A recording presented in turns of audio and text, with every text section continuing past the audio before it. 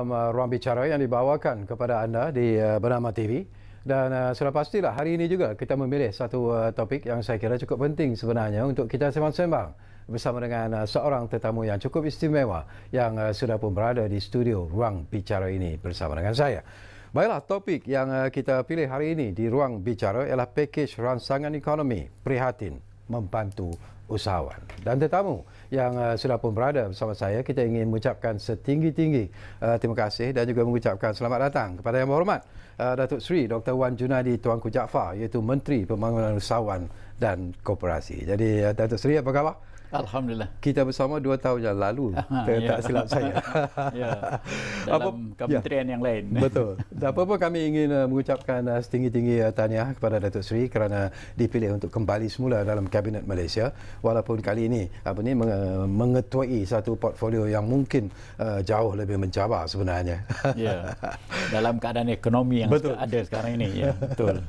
Dan kepada anda yang sedang bersama kami ketika ini, seperti biasalah kami juga sebenarnya ingin mendapatkan pandangan dan juga pendapat anda berkaitan dengan isu ini. Dan jika anda ingin berkongsi sesuatu bersama dengan tetamu saya di studio, jangan lupa gunakanlah 2 talian yang kami sediakan kepada anda, 0320 594624 dan juga 0320 594625. Baiklah, ini bagi saya sesuatu yang cukup penting sebenarnya, Datuk Seri. Bila kita bercakap tentang Menteri Pembangunan Usahawan dan Koperasi, Kementerian Pembangunan Usahawan dan Koperasi itu sendiri, COVID-19 sebenarnya telah memberikan satu impak yang cukup berkesan sebenarnya. Yalah, kehidupan harian kita juga terjejas, dan kita tahu bisnes juga turut terjejas dan sebagainya. Jadi bagaimana selaku Menteri Pembangunan Usahawan dan Koperasi, kementerian ini menghadapi situasi ini, Datuk Seri? Ya, sebenarnya saya rasa apabila saya dilantik jadi menteri, dan mengetuai Kementerian Keusahawanan dan juga Koperasi ini, saya fikir ini adalah jauh perbezaan daripada apa yang pernah saya buat dari dahulu. Betul. Contohnya, saya dalam KDN adalah satu kementerian yang menguatkuasa undang-undang. Dan bila saya masuk NRE ataupun Natural Resources and Environment Ministry pun hampir sama, menguatkuasa undang-undang. Tetapi di sini banyak kawan rakan bertanya, macam mana perasaannya?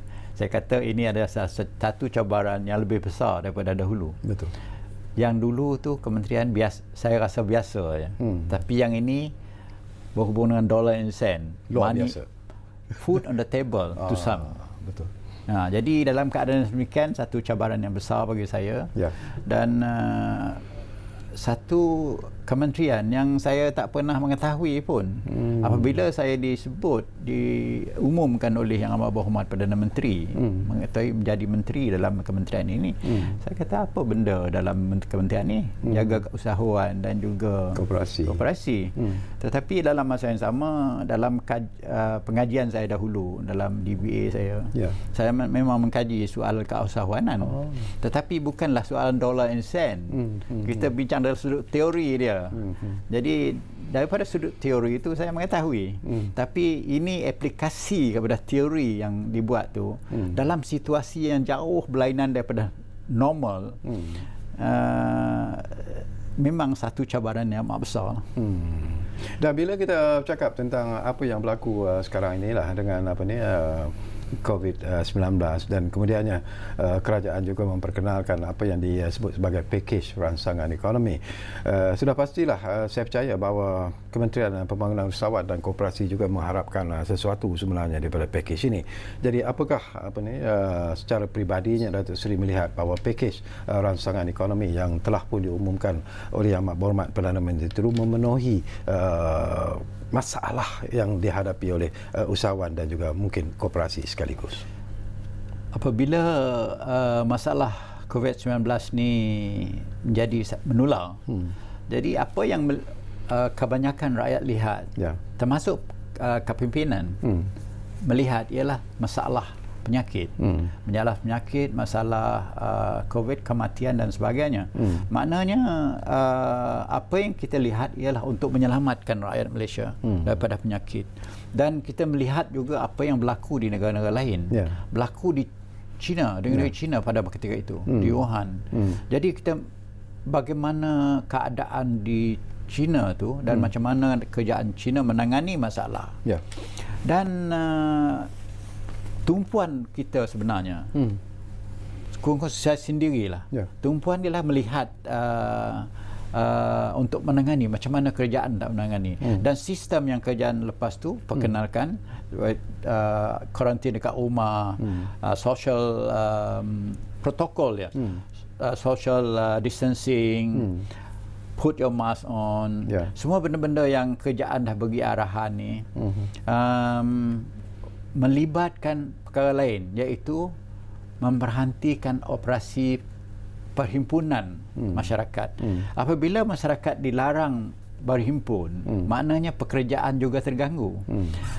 Baru kita melihat bahawa, saya sendiri melihat bahawa kesan kepada operasi tiap-tiap PKS ataupun perniagaan kecil dan sederhana ini memang tergugat.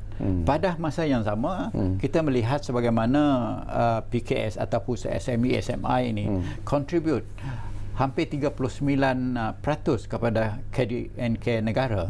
Jadi itu bukanlah satu perkara yang kecil, 39%, walaupun dikata 38 something lah.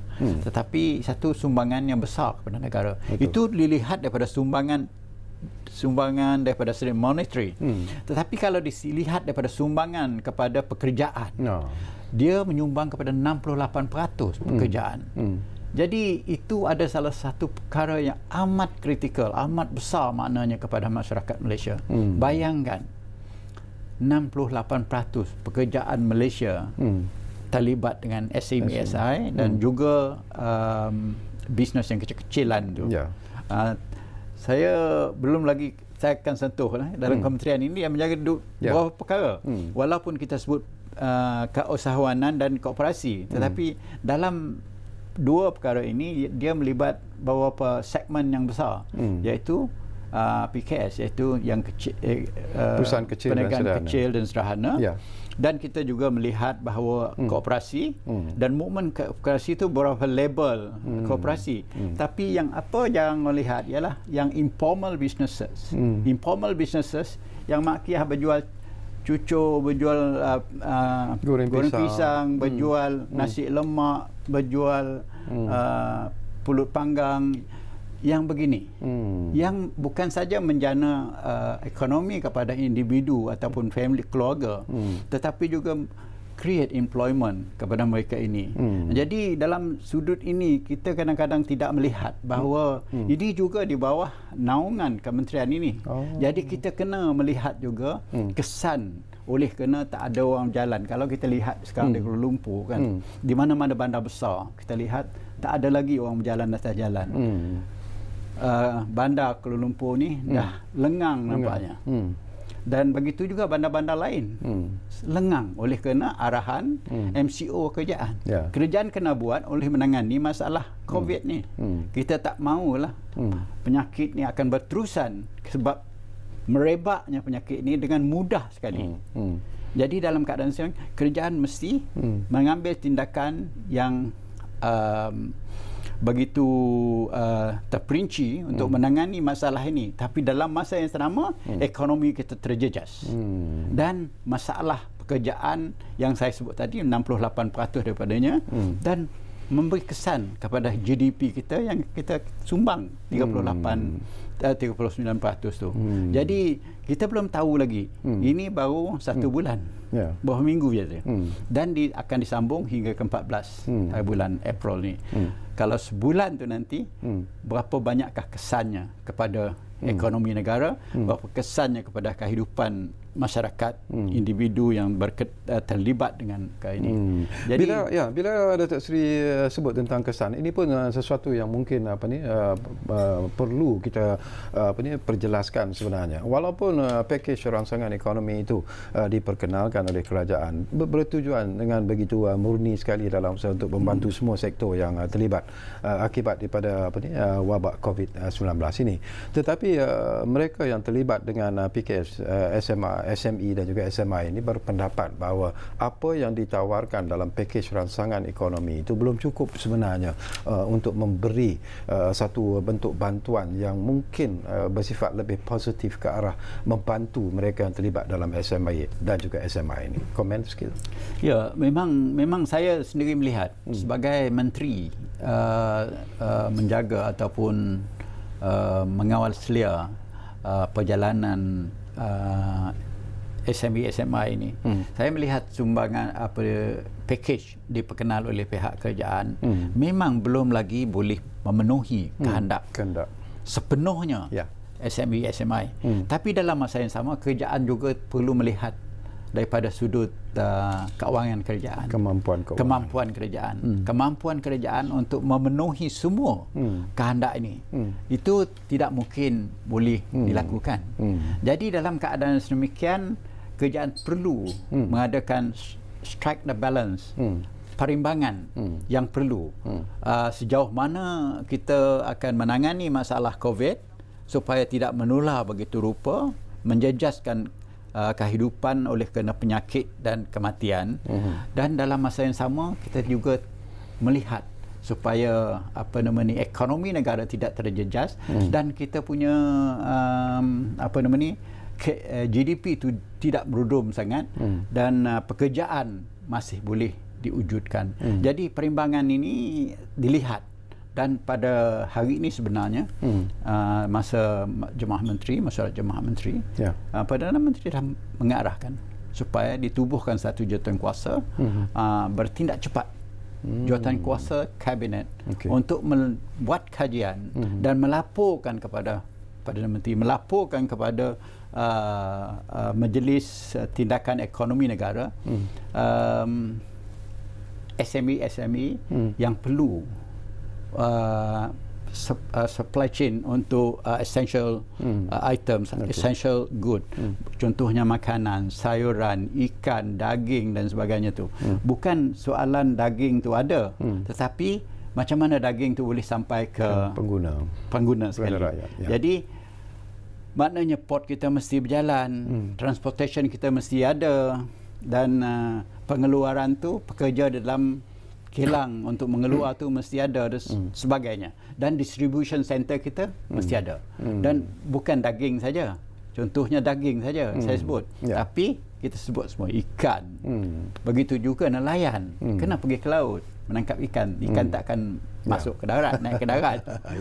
Lepas tu kita kena lihat ikan ni supaya dia datang sampai ke table lah. Betul. Jadi dalam keadaan inilah maka kebijaksanaan kabinet untuk menuduhkan satu jawatankuasa yang melapor dalam masa yang singkat. Itulah kita mengada mesyuarat bahawa tiap-tiap hari berterusan untuk melihat perimbangan ini akan dilaksanakan. Kerana kita menerima hakikat bahawa ekonomi itu juga sangat penting kepada negara. Okey, saya difahamkan Datuk Seri, kita pun ada pemanggil di talian, mungkin ada sesuatu yang boleh kita kongsi bersama dengan pemanggil kita. Aizam dari Kuala Lumpur ada di talian kita. Assalamualaikum Zam. Waalaikumsalam. Ya. Apa khabar sahabatku? Baik, alhamdulillah. Tuan Haji, dan assalamualaikum Datuk Seri. Waalaikumsalam. Alhamdulillah. Baru hari ini nampak di kaca TV dan alhamdulillah dah kembali ke kabinet. Menerajui kementerian yang sangat berwibawa dan sangat mencabar. Betul. Terus saja kepada perkara yang nak saya sampaikan, dan saya mohon kepada Datuk Seri untuk mempertimbang dan melihat perkara ini. Datuk Seri, nama saya Nur Aizam bin Abdul Kadir. Jadi Tuan Haji Sarkawi juga kenal saya, adalah pengurusi Koperasi Baspel Malaysia Berhad. Baspel ni ialah Koperasi Bas Pelancong Malaysia. Baspel itu bas pelancong. Jadi ramai ahli-ahli kita seluruh negara termasuk Sarawak dan Sabah Pertama sekali koperasi ini sedia maklumlah memang tak berduit lah Datuk Seri. Okey. Daripada sejak terdahulu, saya kira daripada tahun 2014 ya, katanya ada geran dan sebagainya, tapi semuanya adalah mengecewakan sama sekali. Harapan saya dengan adanya Datuk Seri hari ini dan lebih dekat dengan rakyat, yang sentiasa dekat dengan masyarakat dan juga rakyat di bawahan ini, Datuk Seri dapat mempertimbangkan kepada koperasi kami supaya dapat memberikan satu suntikan yang dapat bermanfaat kepada seluruh ahli-ahli kami. Itu yang pertama. Kerana ahli-ahli kami ini kebanyakannya adalah pemandu-pemandu bas, pemandu lori, yang juga antaranya itu adalah usahawan-usahawan kecil yang tidak mampu untuk bergerak jauh ke depan kerana kekangan modal. Jadi mungkin, dan saya yakin dan percaya, melalui koperasi ini kami dapat memanfaatkan dana tersebut kepada ahli-ahli kami untuk pergi lebih jauh menjadi usahawan yang lebih berjaya. Untuk makluman Datuk Seri juga, hari ini saya membantu salah seorang juga rakan sahabat kita di kalangan ahli kami mengusahakan COD bawang. Jadi bawang ni keperluan harian. Jadi kami bersama dengan pengimport, kami ada gudang sendiri, kami ada apa semua di Pasar Borong. Setiap hari kami menghantar ke seluruh Lembah Kelang hari ini. Alhamdulillah, walaupun usahawan kecil saya ni agak baru daripada pemandu jadi usahawan bawang, tapi saya nampak kegigihan dia dan ini patut kita bantu Datuk Seri. Dan saya yakin lain-lain komuniti juga sama yang apa yang saya lalui pada hari ini. Jadi mohon kepada Datuk Seri, apabila dah duduk di kementerian ini, saya yakin dan percaya jiwa Datuk Seri memang daripada dulu saya tahulah memang sangat membantu. Mungkin boleh memberi satu laluan kepada saya dan juga sahabat-sahabat lain untuk bertemu dengan Datuk Seri sendiri, mata bertentang mata, dan menyampaikan hasrat sebenar, insyaAllah. Itu saja. Dan kepada rakan sahabat saya yang lain di seluruh negara yang menonton ruang bicara, sabarlah, biarlah saya ke depan kepada Datuk Seri bersama sahabat saya Tuan Haji Sarkawi ini mengkedepankan hasrat semua melalui rancangan ekonomi yang telah diumumkan oleh Yang Berhormat Perdana Menteri kita. Itu saja. Assalamualaikum warahmatullahi wabarakatuh. Waalaikumsalam. Ya, terima kasih banyak-banyak Aizam dari Kuala Lumpur. Jadi agak panjang sebenarnya, tapi tadi pun kita dah bincang sedikit soalan koperasi ini kan. Terima kasih Aizam.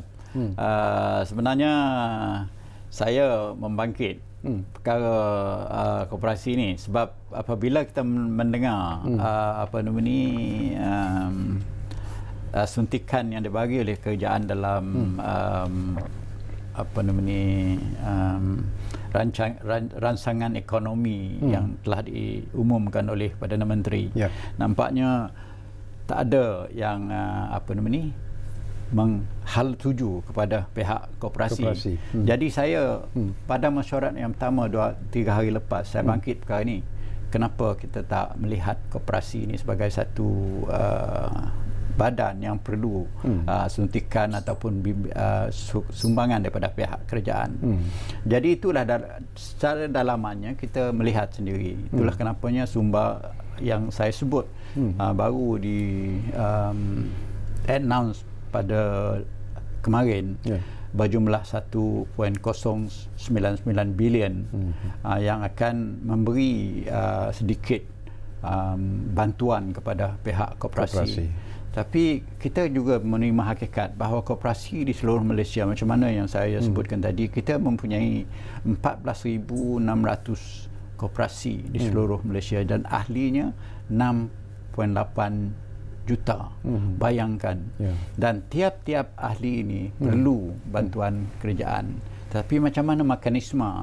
Saya telah berbincang dengan kementerian saya supaya mencari cara yang terbaik untuk membantu bukan saja perniagaan mereka tetapi ahli mereka. Macam mana kita nak bantu?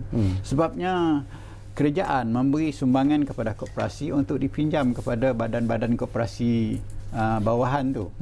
Tetapi koperasi ini meminjam kepada ahli pula. Jadi ahli itu membayar kepada koperasi supaya koperasi ini boleh membayar balik kepada pihak Suruhanjaya. Jadi mekanisme ini saya bagi tahu tadi dengan Ketua Setiausaha Kementerian. Boleh tak kita mencari dana-dana yang lain untuk membantu lain selain daripada apa yang telah saya umumkan. 1.099 bilion yang telah saya umumkan tu.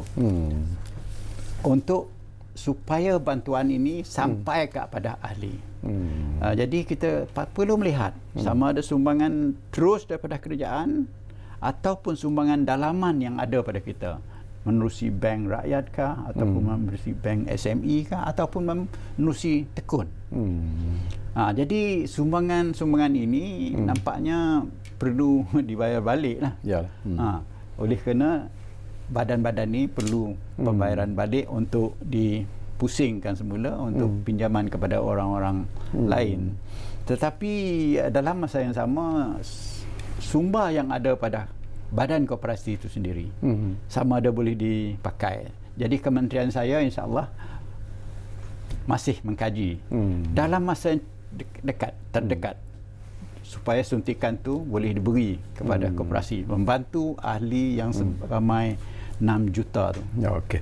Baik, kita kembali semula tentang pembangunan usahawan ini. Tadi tersekat sedikit kerana kita sedang bercakap. Sedikit saja dia. Soalan nak bertemu dengan jadi pada masa sekarang kita mempunyai arahan. Bahkan apabila daripada angkasa Datuk Fatah nak berjumpa, saya kata bolehlah Datuk, 1 orang 2 orang saya boleh datang sekali. InsyaAllah saya boleh jumpa. Jadi saya adalah berpeluang jumpa Datuk Fatah di pejabat sebab dihalangkan ramai sangat datang. Kerana itu arahan daripada kerajaan supaya kita mengurangkan kesan jangkitan COVID-19. Jadi insyaAllah kalau Nur Rizam nak datang, datanglah ke pejabat saya insyaAllah, bagi berjumpa dengan pegawai saya dan saya boleh dijumpa bila masa. Sebab saya ni tidak ada halangan langsung. Asalkan jangan tunggu pukul 1 pagi aja. Tapi kalau lagi pukul 9 pagi, malam tu boleh. Tak ada masalah. Betul. Boleh. Kita kenal Datuk Sri sebenarnya. Baik, kita nak sentuh semula tentang pembangunan usahawan itu. Tadi kita bercakap tapi agak terputus tadi tentang SME dan juga SMA ini tu. Tidakkah pihak kementerian sendiri mungkin boleh memikirkan satu cara dalam usaha untuk meringankan masalah dan juga beban yang ditanggung oleh pengusaha-pengusaha industri kecil dan sederhana ini.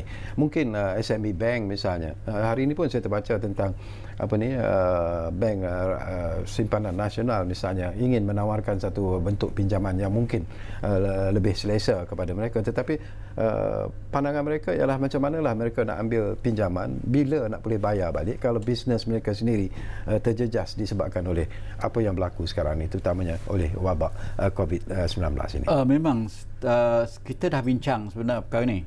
Dua ada badan perbankan yang besar dalam kementerian ini, iaitu SME Bank dan juga Bank Rakyat.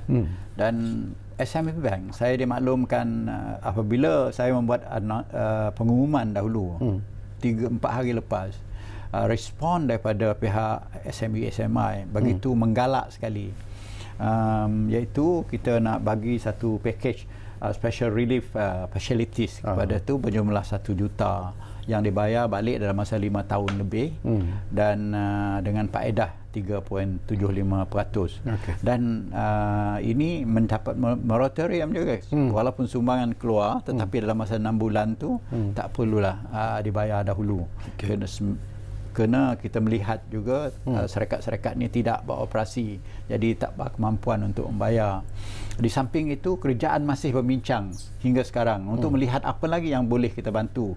Contohnya permohonan daripada pihak SME SMI yang dihantar kepada pihak Majlis Tindakan Ekonomi Negara, iaitu meminta supaya soalan pembayaran EPF contribution tu, sebabnya pekerja membayar dan juga majikan kena membayar. Jadi mereka macam mana boleh supaya dimaafkan daripada pembayaran ni. Tapi pembayaran ni adalah di bawah undang-undang, sama ada boleh dimaafkan ataupun boleh dibuat satu adjustment yang berpatutan, yang mampu dibayar ataupun moratorium diberi setingkat hingga satu peringkat yang sama. Jadi ini masih dibincangkan oleh pihak Kementerian Kewangan, Kementerian apa nama ni, sebenarnya itu Economic Council masih berbincang soalan ini, belum keputusan dibuat, tapi insyaAllah pada minggu hadapan kita akan mendapat keputusannya tu. Dan selain daripada itu juga SOCSO, pada SOCSO dan gaji. Gaji, macam mana nak menstrukturkan gaji? Contohnya kalau seseorang tu mendapat gaji ni, tapi dia tak ada kerja kan, tak ada bekerja lah, gaji masih berjalan. Jadi soalannya macam mana bantuan yang boleh dibagi untuk meringankan beban kepada majikan dalam sudut ini. Ini pun juga masih dikaji oleh pihak kerajaan. Dan soalan sewa ruang pejabat ataupun ruang tempat berniaga. Kalau di premis kerajaan dah buat keputusan dah. Jadi contohnya kalau bank SME Bank mempunyai 454 kompleks premises usahawan seluruh negara. Bukan ruang, kompleks. Maknanya beribu ruang yang dipakai oleh pihak SME SMA ini. Jadi ini juga telah kita dapat satu memutus untuk macam mana mengurangkan beban pada masa COVID-19 ini. Jadi semua kita lihat, dan juga ada permohonan juga pihak daripada SME SMA ini supaya soal api elektrik, bil air dan semua saya dipikirkan semua. Jadi ini masih diserah dengan kerajaan untuk insya-Allah pada minggu hadapan kita melihat keputusan daripada pihak kerajaan supaya to create a balance, supaya pihak suppliers kepada semua barang ini tidak tertekan sangat. Itu dalam sudut kerajaan. Tetapi penyewa ruang pejabat, ruang-ruang bisnes yang dipunyai oleh pihak individu ataupun syarikat-syarikat lain, private yang bukan kepunyaan kerajaan. Ini kerajaan tidak mempunyai kuasa untuk meminta. Ada cadangan mengatakan kenapa tidak kita engage pihak-pihak yang punya ruang-ruang ini supaya menurunkan dia punya sewa. Tetapi tak tahu macam mana mekanisme pihak Kementerian Kewangan dan juga Kementerian Ekonomi melihat dan mengambil tindakan daripada untuk menurun supaya kesan COVID ini tidak begitu sangat dirasa oleh pihak businesses PKS ataupun SME SMA ini. Okey, sesuatu yang juga penting sebenarnya, tetapi mungkin ada baiknya kalau sebentar lagi kita berehat dulu buat seketika Tok Sri, kerana persoalan yang ingin saya bangkitkan juga memerlukan satu jawapannya agak panjang. Bila kita bercakap tentang apa yang sedang berlaku, senario semasa lah, masalah pengangguran, dah ada pun syarikat-syarikat kecil dan sederhana ini yang telah pun mula membuang kaki tangan mereka ataupun menyuruh kaki tangan mereka mengambil cuti tanpa gaji dan sebagainya.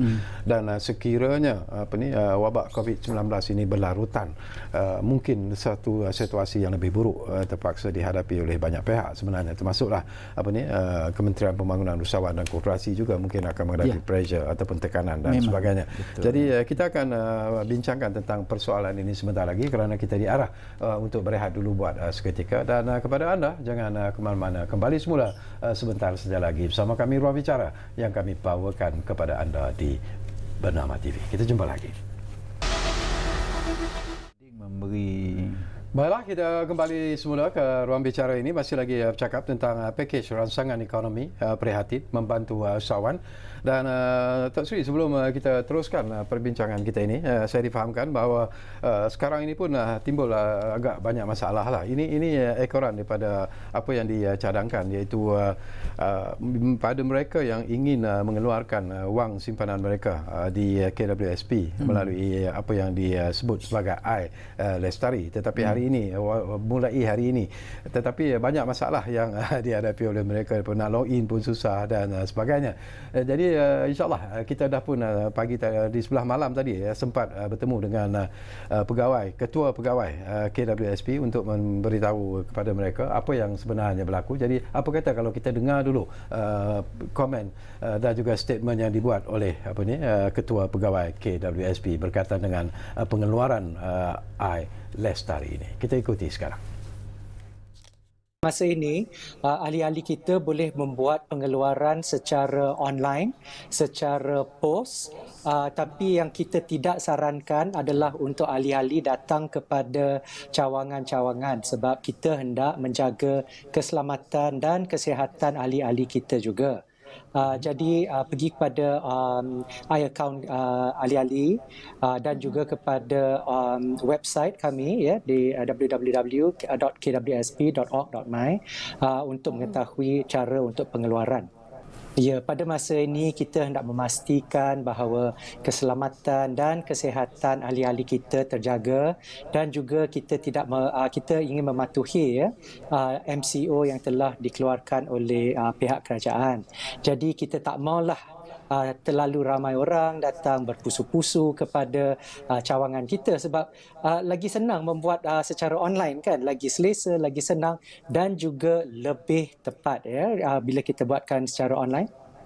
Ya, sememang pada hari ini sendiri lebih dari 111,000 orang telah membuat permohonan untuk membuat pengeluaran iLestari ini Tapi saya hendak menyaranlah kepada ahli-ahli kita tak payah berpusu-pusu sebab kita mempunyai 1 bulan dalam masa April ini untuk membuat permohonan. Jadi there's a lot of time, jadi tak payahlah kita membanjiri dengan website EPF. Ini pun kita telah menggandakan secara 4 kali ganda kebolehan perisian kita. Itu pun tidak mencukupi sebab ramai sangat orang yang ingin memasuki ke dalam website EPF. Ya, asalkan butir-butiran yang telah diberikan oleh ahli kita adalah tepat, insya-Allah pembayaran pertama akan bermula daripada 1 hari bulan Mei nanti.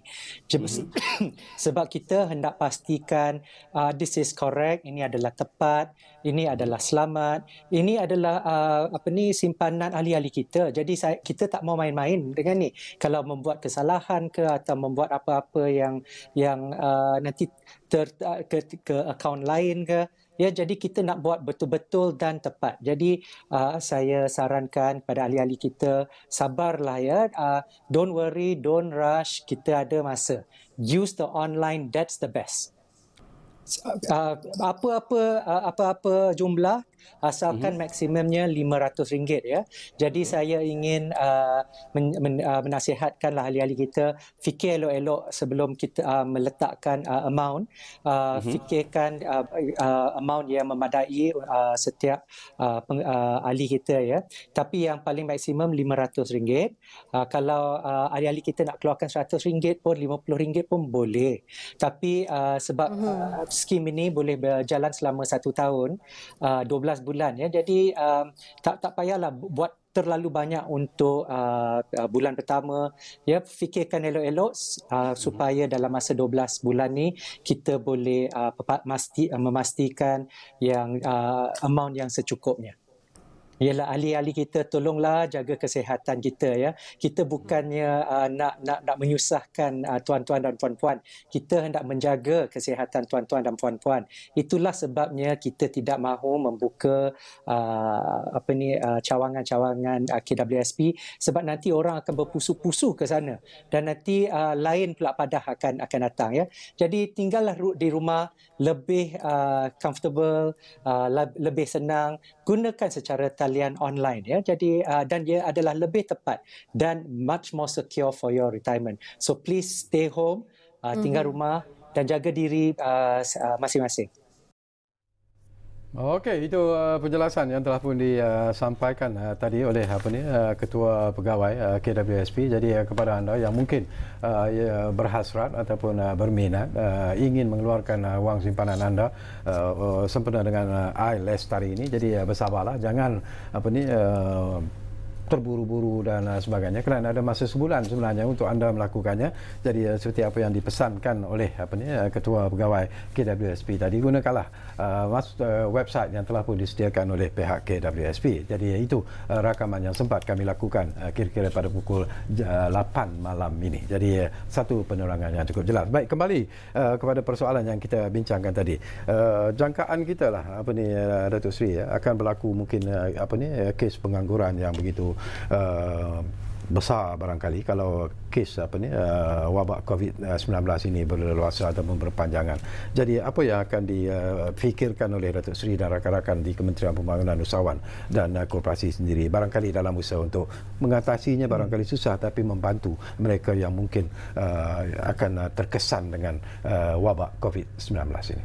Ya, kita ada mempunyai, saya dah mengadakan 2 mesyuarat berhubung dengan apa dipanggil post COVID-19. Bahawa apa kesannya nanti, pengangguran ataupun pekerjaan ataupun aktiviti syarikat-syarikat yang tertentu. Jadi kita telah merancang dalam sudut untuk alternatif business. Jadi mungkin yang kalau COVID ni berpanjangan, mungkin kita membuat satu saranan supaya mereka kepada online businesses. Jadi latihan-latihan yang dibuat oleh pihak Magic, itu satu badan dalam kementerian juga, dan juga dibuat oleh pihak institut koperasi, InScan, pusat latihan juga dalam kementerian, sedia untuk memberi latihan online sekarang. Makna dia boleh duduk kat rumah, menjalankan kursus, dan kita boleh mempunyai kapasiti yang boleh melatih hingga 1,000 lebih satu masa. Dalam masa yang singkat kita melatih macam mana boleh membuat bisnes alternatif yang kita cadangkan.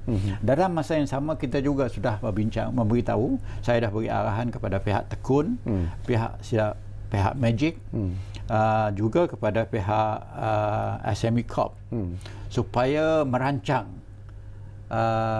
macam mana daripada sudut sumber startup business ini nanti, kalau mereka bertukar apa saja bisnes yang bakal mereka buat. Jadi kita sudah buat perancangan, bukan saja menangani masalah yang kita hadapi sekarang, tetapi kita melihat masa hadapan dalam masa 5-6 minggu daripada sekarang, sebulan sekarang. Kerana kesannya kita lihat ialah di antara 6 hingga ke 1 tahun, 6 bulan ke 1 tahun kesan kepada industri ini nanti, dan tidak ada pekerjaan. Jadi daripada sudut latihan yang bakal kita bagi menerusi Magic, Maktab Koperasi, dan juga pihak SME Corp dan sebagainya, kita InScan, kita ada beberapa pusat latihan dalam kementerian yang boleh membantu dan memberi latihan kepada beberapa jenis keusahawanan yang boleh kita buat dan menyediakan sumber untuk dipinjam. Contohnya Tekun boleh memberi hingga jumlah 50,000, dan kita dah beri arahan supaya menyelaraskan semua perkara ini. Okey, kita ambil satu lagi panggilan yang ada di talian sekarang ini. Ridwan dari Pulau Pinang sudah pun ada di talian kita sekarang ini. Assalamualaikum, Tuan. Ya, Waalaikumsalam. Ya. Ya, Assalamualaikum Cik Sekawi dan ahli panel Datuk Seri. Ya, Waalaikumsalam. Mengenai ni, ini mengenai apa idea apa dulu kan? Ada Menteri Usahawan ada kata apa? Mengenai idea kapal terbang. Idea kereta terbang. Bagaimana Datuk Seri akan teruskan tak? Idea kereta terbang tu yang dicetuskan oleh Menteri Usahawan dahulu.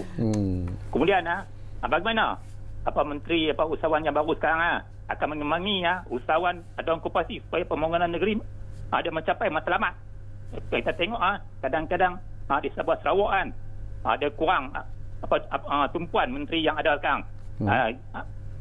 Okey, saya punya persoalan supaya ada imbangi antara Sabah Sarawak dan Semenanjung. Sekian, terima kasih. Wassalam. Baik, terima kasih banyak-banyak Ridwan dari Pulau Pinang. Yang kereta terbang tu saya tak tahulah. Cantiklah Ridwan. Terima kasihlah soalan tu. Khususnya bila you sebut soalan Sarawak Sabah tadi, perimbangan pembangunan usahawan daripada Sarawak dengan Sabah dan Semenanjung. Saya sebenarnya sudah berbincang dalam kementerian dan mengarahkan pihak tertentu, khususnya Bank Rakyat saya dah minta, bahkan SME Bank pun saya dah minta, Tekun saya dah minta, bahkan Tekun apabila saya minta pada masa saya masuk dalam kementerian, baru 2 hari lepas pengarah Tekun dah bagi tahu saya dia nak akan buka lagi 6 cawangan di Sarawak. Makna dia tindakan begitu cepat sekali oleh pihak Tekun. Saya kata Sarawak tidak boleh dibanding dengan satu-satu negeri. Contohnya kalau dibanding dengan Perlis ataupun dibanding pada negeri yang besar di Semenanjung, Pahang ataupun Johor, tak boleh, sebab Sarawak tu hampir sama saiznya dengan Semenanjung. Itulah ada kadang-kadang kawan kata kalau tolak saja Perlis dengan Melaka, sendirinya Semenanjung tu sama saiz dengan Sarawak, sebab Sarawak tu hanya 5,000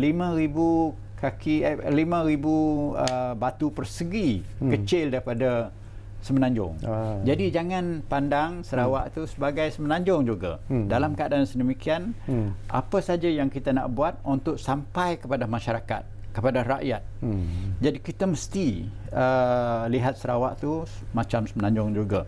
Contohnya kawasan saya sendiri, Kuching dengan Pekan Lundu, daerah kecil Lundu, ialah 140 km. Kawasan saya daripada hujung ke hujung north and south, utara selatan kawasan saya 250 km.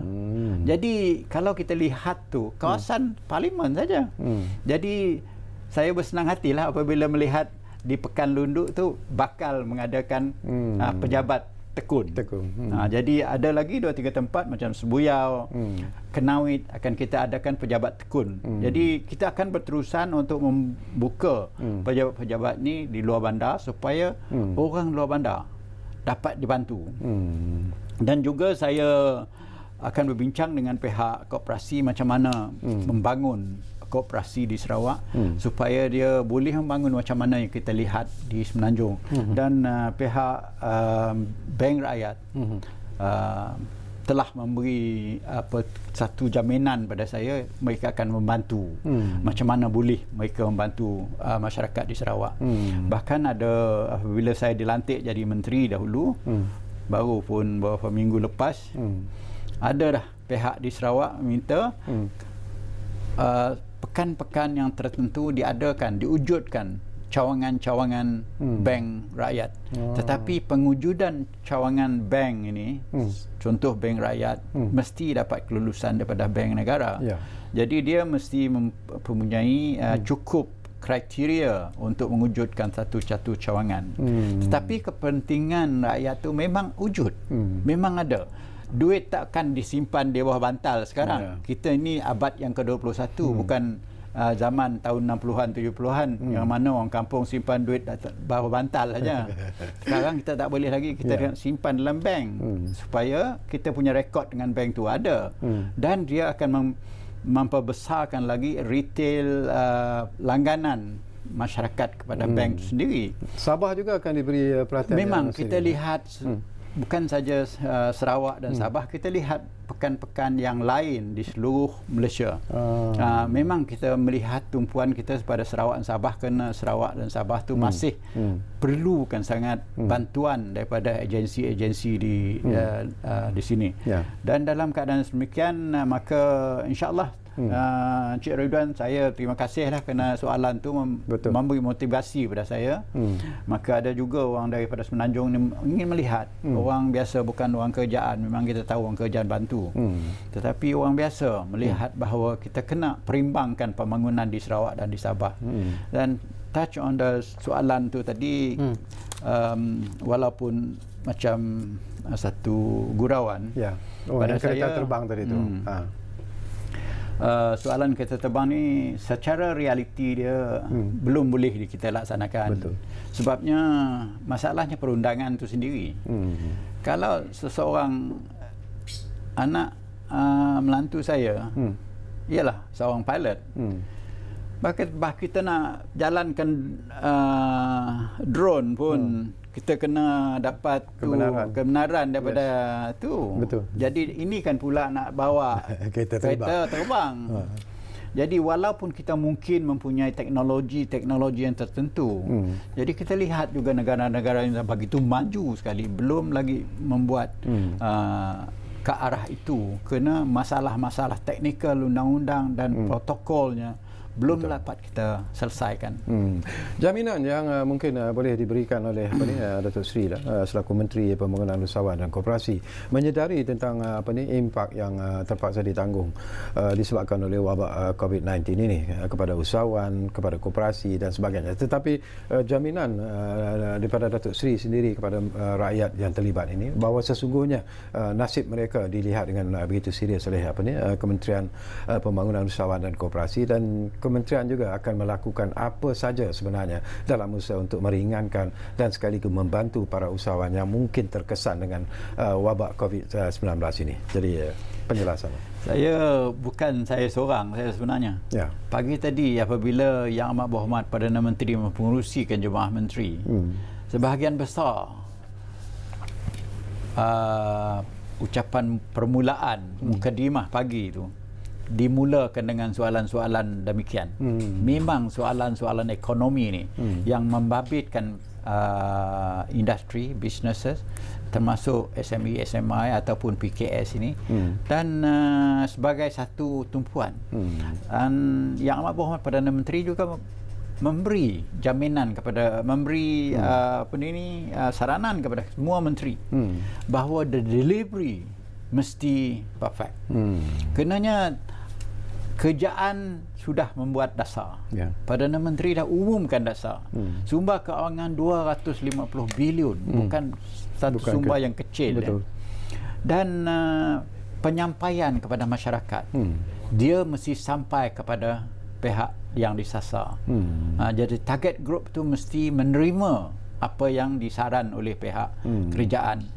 Jadi semua pihak sebenarnya, bukan saya seorang sebagai Menteri Usahawanan dan Koperasi, tetapi Perdana Menteri dan Menteri Keuangan, Menteri Ekonomi dan Menteri-Menteri Kanan, semuanya telah mendapat arahan daripada Perdana Menteri supaya melihat perimbangan penjagaan soal penyakit COVID dengan ekonomi negara kita. Jadi saya sebagai menteri yang menjaga keusahawanan dan kebajikan semua yang terlibat dengan industri ini, saya akan buat yang terbaik untuk membantu pihak yang terkesan oleh apa yang kita kata MCO ni sekarang. Jadi ada lebih kurang 2 minit saja lagi. Saya bagi sedikit masa lagi kepada Datuk Seri. Pesanan Datuk Seri, nasihat Datuk Seri lah kepada rakyat Malaysia yang masih lagi mungkin melihat perintah kawalan pergerakan itu sebagai sesuatu yang remeh dan sebagainya. Jadi pesanan Datuk Seri kepada mereka. Saya melihat contoh-contoh yang berlaku di negara lain. Apabila China mula terkena oleh COVID ni, jadi China mengambil tindakan yang begitu drastik sekali, hingganya tidak boleh dikeluar sama sekali, dan mengambil tindakan diam dekat rumah itu begitu ketat sekali. Tetapi kalau kita lihat contoh negara lain, Itali contohnya, dibiar begitu saja, dan Amerika dibiar begitu saja oleh kerana konsep-konsep berlainan, konsep pentadbiran, ideologi, konsep demokrasi, freedom yang dilaksanakan di negara-negara barat itu dilaksanakan sedemikian rupa, maka mereka melupa bahawa kesan COVID ini ialah jangkitan yang merebak begitu cepat yang mendatang kesan bukan saja penyakit tapi kematian. Jadi akhirnya apa yang berlaku di Itali, dan kita lihat macam mana China je berjaya. Tetapi kenapa pula Itali mempunyai kemudahan-kemudahan kesihatan, advance teknologi, tidak boleh mengatasi masalah ini sebagaimana China boleh mengatasi. Jadi kita mestilah mengambil langkah dan melihat contoh-contoh ini supaya kita jangan terekod-ekod dengan yang telah melakukan kesalahan, kesilapan. Jadi itulah sebabnya kerajaan melihat perimbangan di antara pembangunan ekonomi dengan menangani masalah merebaknya COVID-19 ini sebagai satu amanah yang besar untuk dilaksanakan oleh pihak kerajaan. Baik, terima kasih banyak-banyak kepada Yang Berhormat Datuk Seri Dr. Wan Junadi, Tuanku Jaafar, iaitu Menteri Pembangunan Usahawan dan Koperasi, kerana sudi bersama dengan kami di ruang bicara ini, dan mungkin di masa-masa yang akan datang lagi Datuk Seri, kita duduk lagi di ruang bicara ini untuk bercakap, dan jaminan yang diberikan oleh Datuk Seri Dr. Wan Junadi, sesungguhnya lah Kementerian Pembangunan Usahawan dan Koperasi akan melakukan apa sahaja sebenarnya dalam untuk membantu usahawan-usahawan yang mungkin begitu terkesan dengan impak COVID-19 ini, dan saya percaya apa yang disebut oleh Datuk Seri itu adalah sesuatu yang akan diusahakan dan insya-Allah akan ditunaikan sekiranya segala-galanya mengizinkan. Jadi terima kasih kepada anda yang menumpukan perhatian bersama kami di Ruang Bicara, dan Ruang Bicara seperti biasalah akan terus berbicara bersama anda dari masa ke semasa. Kita jumpa lagi. Assalamualaikum.